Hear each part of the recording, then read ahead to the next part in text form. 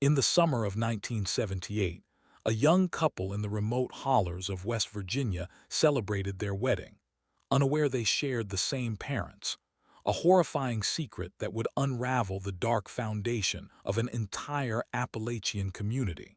Dr. Sarah Washington arrived in Crow's Hollow with her medical examiner's bag and state-issued credentials, her presence immediately stirring whispers among the mountain folk who hadn't seen an outsider, especially a black woman from Charleston, in their isolated valley for decades. Her assignment seemed routine: investigate the unusually high infant mortality rates plaguing this forgotten pocket of Appalachia. But as Sarah began reviewing birth certificates and medical records, she discovered patterns that defied natural explanation. Multiple families sharing identical genetic markers despite different surnames. Children bearing uncanny resemblances to their supposed unrelated neighbors, and birth defects appearing with mathematical precision across bloodlines that claimed no connection. The community's nervous glances and evasive answers told her she was uncovering something they desperately wanted buried. By autumn, Sarah would learn that some secrets are worth killing for, and that the very foundation of Crow's Hollow rested on a century of unspeakable sins. Before we continue with this story, make sure to subscribe to our channel and let us know in the comments what state or city you're listening from. These stories happened in communities just like yours, closer to home than you might think. Perhaps we will uncover a story there. The dirt road to Crow's Hollow wound through the West Virginia mountains like a snake's spine, each turn revealing another ridge draped in morning mist. Dr. Sarah Washington gripped her steering wheel tighter as her government-issued sedan bounced over another pothole, the undercarriage scraping against loose rocks. She had driven through rural communities before, but nothing quite like this. The isolation felt deliberate, as if the mountain itself was trying to keep strangers away. Crow's Hollow appeared suddenly around a bend, nestled in a valley so narrow that the morning sun barely touched the cluster of weathered houses and trailers scattered along the creek bed. A single church steeple rose above the tree line, its white paint peeling like old skin. Sarah parked beside the only official-looking building, a small structure that served as both post office and sheriff's substation. Deputy Tom Crawford emerged before she could knock. He was younger than she had expected, maybe 30, with the kind of pale complexion that suggested he rarely left these mountains. His handshake was firm but brief, his blue eyes avoiding direct contact. "Dr. Washington, I'm Tom Crawford. State police said you'd be coming." His accent carried the distinctive Appalachian drawl that flattened vowels and stretched certain syllables. "I have to say, we don't get many visitors up here." Sarah retrieved her medical bag from the car. "I'm here about the infant mortality reports. The state epidemiologist flagged some concerning patterns in your area." Tom's expression tightened almost imperceptibly. "Well, mountain living ain't easy. Always been that way." They walked toward the medical clinic, a converted house with a hand-painted sign that had faded to barely legible letters. The few residents they passed stopped their conversations to stare. Sarah was accustomed to being the only black professional in rural areas, but something felt different here. The stares weren't just curious or uncomfortable. They were calculating. Dr. Eleanor Vance greeted them at the clinic door. A woman in her 50s with graying hair pulled back severely and wire-rimmed glasses that magnified her pale eyes. Her smile seemed rehearsed. "Dr. Washington, welcome to our little community. I'm afraid our facilities are quite modest compared to what you're probably used to in Charleston." The clinic's interior confirmed her assessment. 2 examination rooms, a small office, and what appeared to be a storage room filled with outdated medical equipment. Sarah noticed immediately that patient files were kept in an old metal cabinet secured with a padlock. "I'll need to review your records for the past 5 years, particularly births and infant deaths," Sarah said, setting down her briefcase. Dr. Vance's hands fluttered nervously. "Of course, though I should mention that many of our mothers prefer home births. Mountain tradition, you understand. We have an excellent midwife, Martha Henley. She's delivered most of the babies in the Hollow for the past 20 years. I'd like to speak with her as well." "Certainly.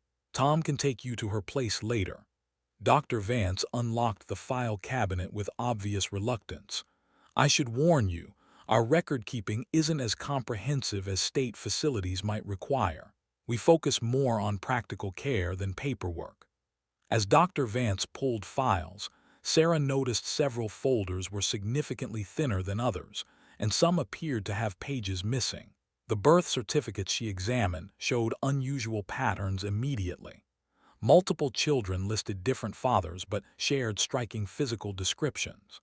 Several families had children born exactly 9 months apart despite mothers, who should have been physically unable to conceive so quickly after difficult births.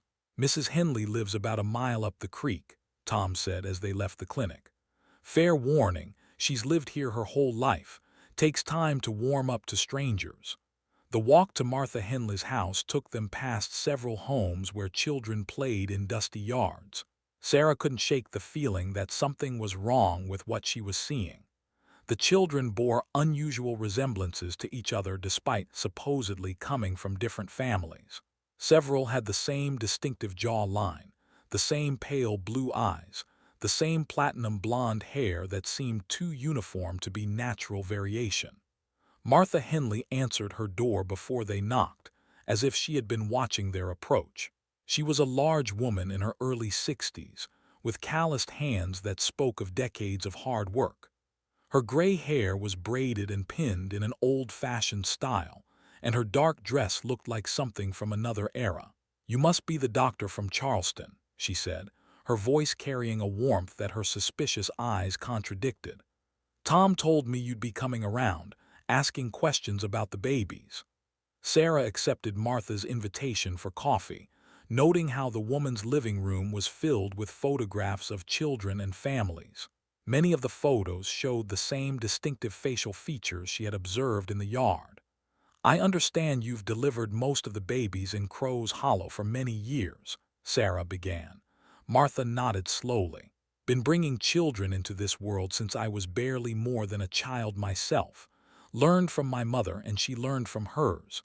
It's our way." "Have you noticed any patterns in birth defects or developmental issues?"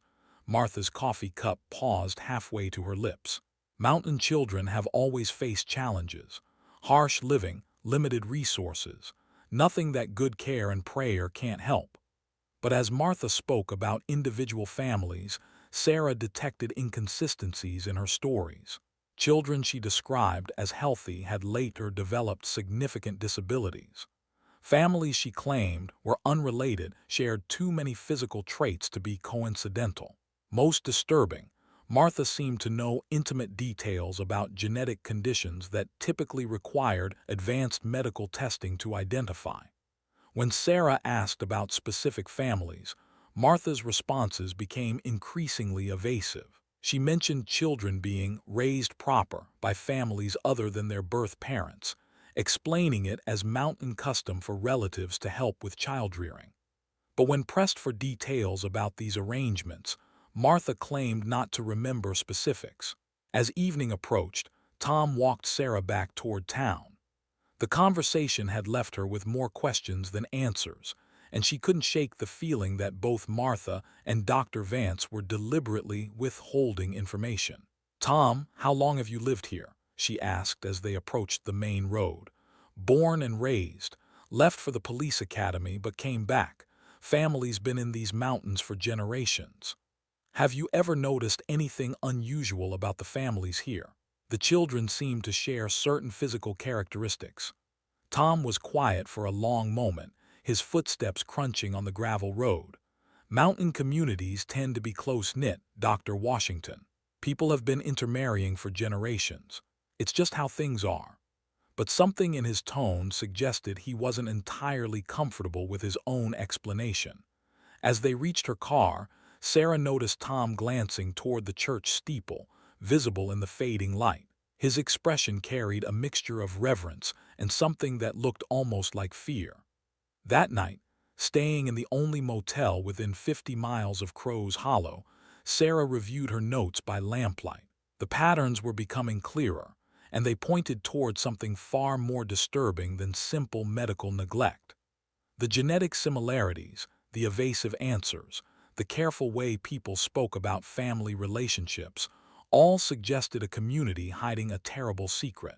Outside her window, the mountain darkness pressed against the glass like a living thing, and Sarah realized that tomorrow she would begin asking questions that someone in Crow's Hollow definitely didn't want answered.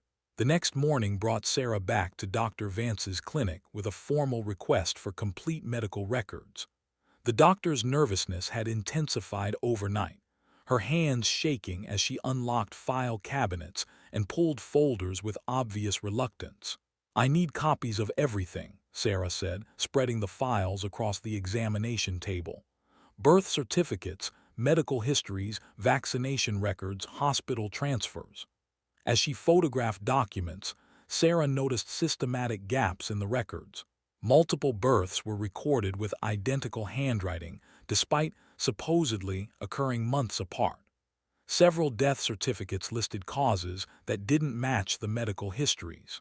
Most telling, many files contained references to additional documentation that was conspicuously absent.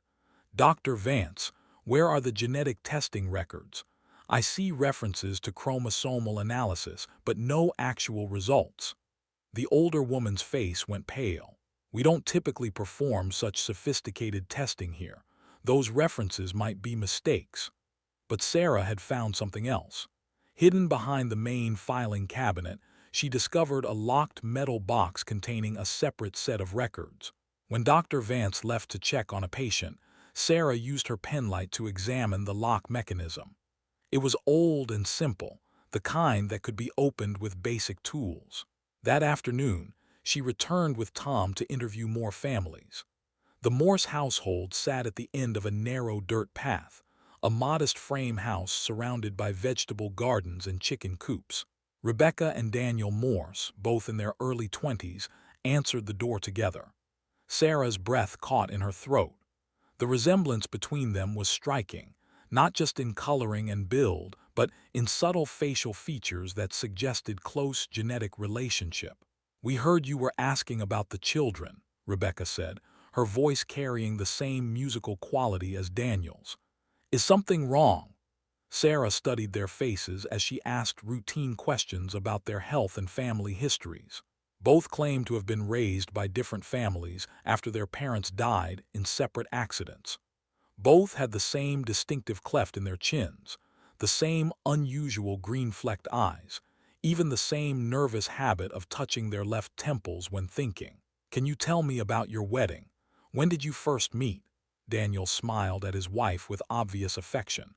"Elder Brennan introduced us last spring, said the Lord had shown him we were meant to be together." The mention of Elder Brennan sent a chill through Sarah. This was the first direct reference to the mysterious church leader she had heard mentioned in whispers but never seen. "Elder Brennan arranges marriages," Rebecca nodded enthusiastically.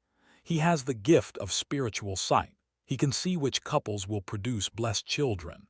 My sister Mary was paired with her husband the same way, and their baby is perfectly healthy." That evening, Sarah convinced Tom to show her the church records. The building was larger than it appeared from the road, with a basement that contained decades of carefully maintained documentation. Unlike the medical files, these records were meticulous and complete. What Sarah found made her stomach turn. Detailed family trees going back over a century showed systematic intermarriage between close relatives. Children were routinely separated from their biological parents and raised by other families to obscure their true parentage. The records used coded language, but the pattern was unmistakable. Brothers were marrying sisters, cousins were paired with cousins, all under the guidance of successive church elders who claimed divine inspiration for their arrangements. "Tom, do you understand what this means?" Sarah whispered, photographing page after page of genealogical charts. Tom's face had gone ashen. "I always thought it was just mountain tradition, keeping families close. These people are systematically breeding within their own bloodlines. The birth defects, the developmental disabilities, the infant mortality, it's all connected to generations of inbreeding. The sound of footsteps on the church stairs made them both freeze. Tom quickly closed the record books as an elderly man descended into the basement. He was tall and gaunt, with piercing blue eyes and snow-white hair that reached his shoulders. His presence filled the small space with an almost palpable authority. "Deputy Crawford, Dr. Washington, I am Elder Jacob Brennan. I understand you have been asking questions about our community." His voice was cultured, educated, completely different from the mountain dialect Sarah had heard from other residents.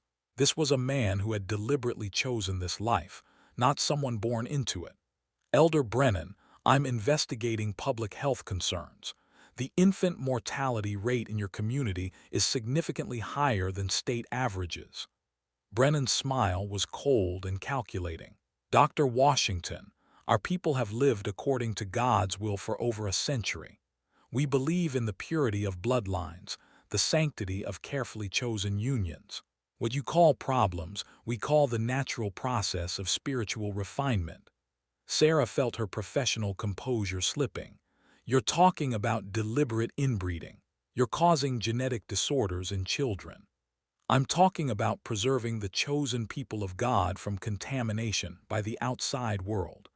Every child born in this valley is a blessing, regardless of their physical limitations. They are pure in ways that outsiders cannot understand."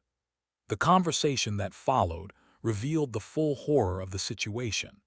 Elder Brennan spoke openly about the systematic separation of siblings, the careful arrangement of marriages between close relatives, and the religious justification for continuing practices that had caused immeasurable suffering. He showed no remorse, only pride in maintaining what he called genetic sanctity for over 4 generations.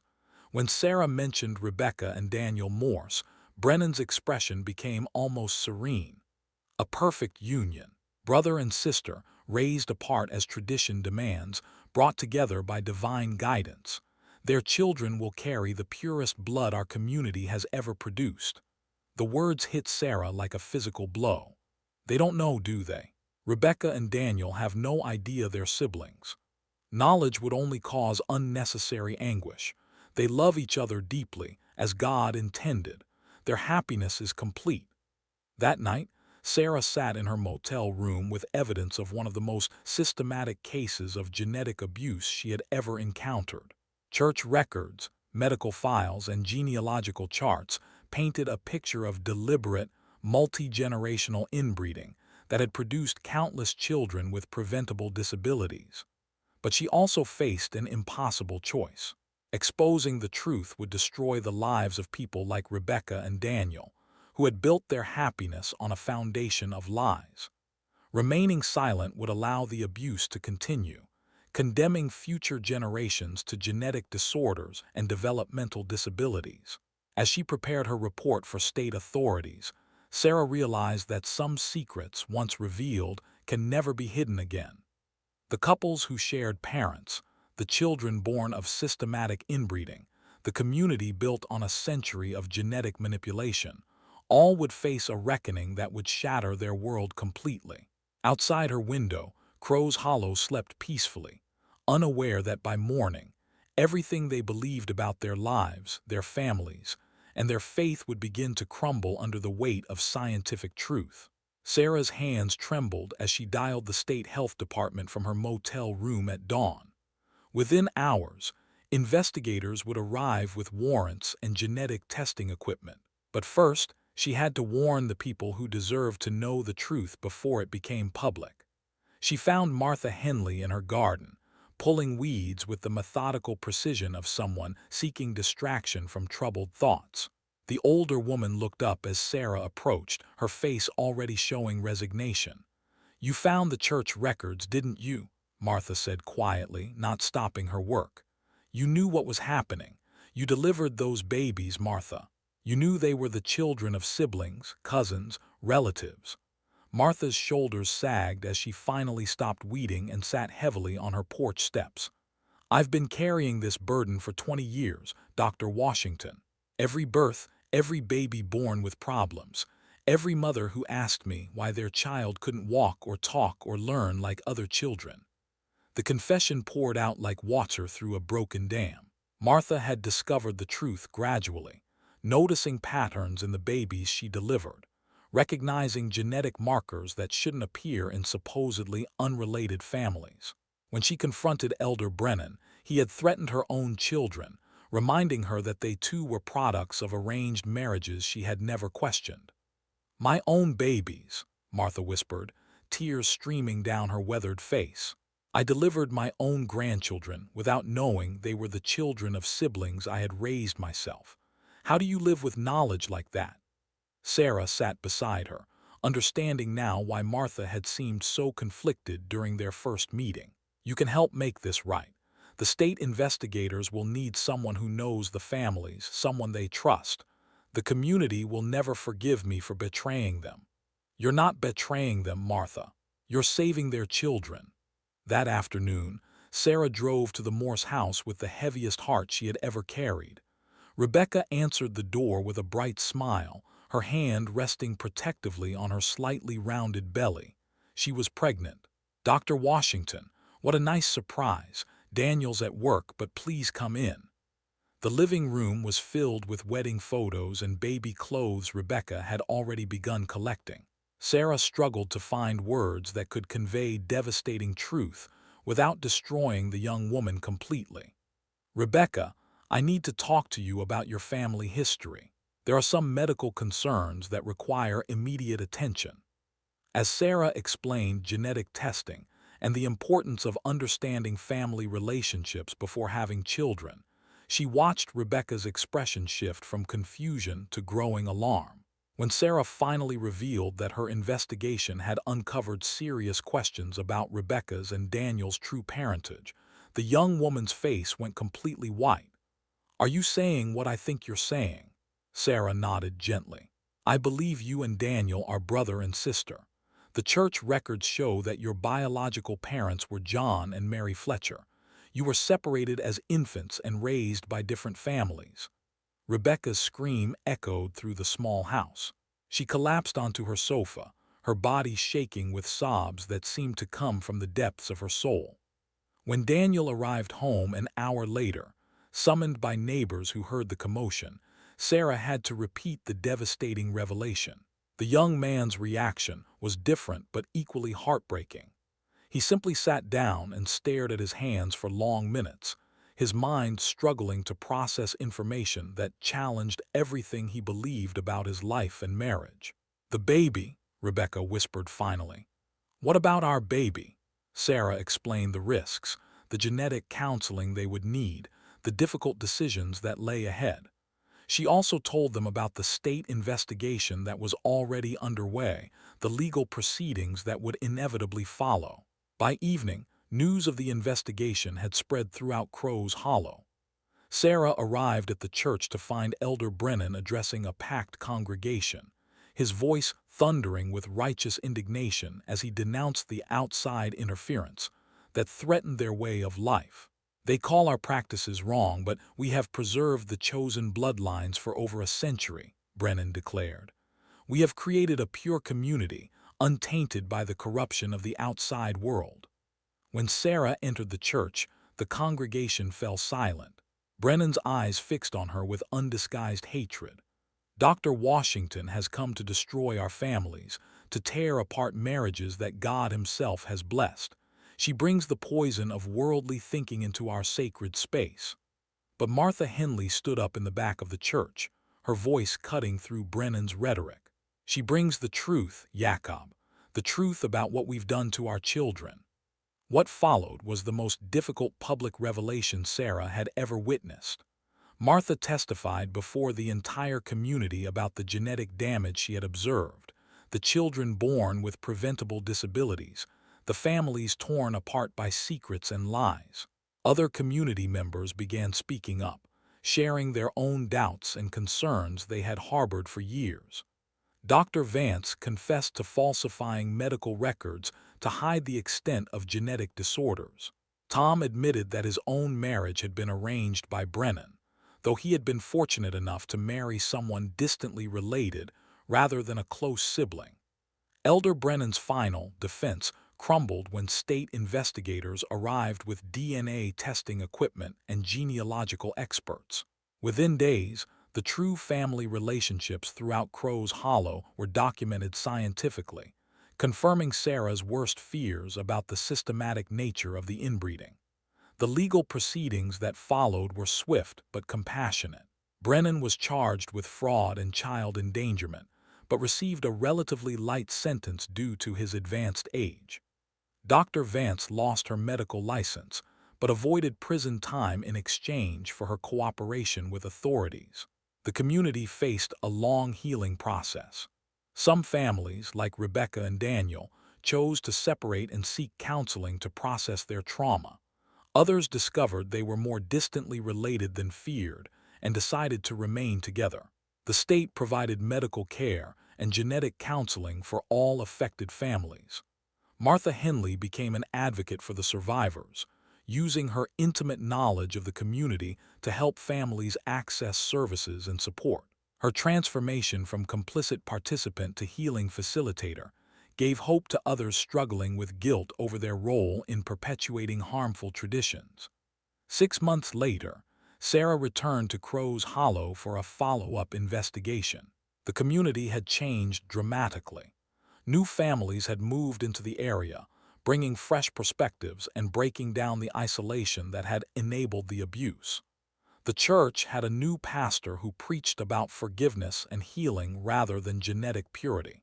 Rebecca had moved to Charleston, where she received excellent prenatal care and counseling. Her baby was born healthy, free from the genetic disorders that had plagued previous generations. Daniel remained in the mountains but had begun speaking publicly about his experience, helping other survivors understand they were not alone. The transformation was slow and sometimes painful, but Crow's Hollow was learning to build a future based on truth rather than secrets, on genuine love rather than manufactured relationships, on the hope that breaking cycles of harm could create possibilities for healing that seemed impossible just months before.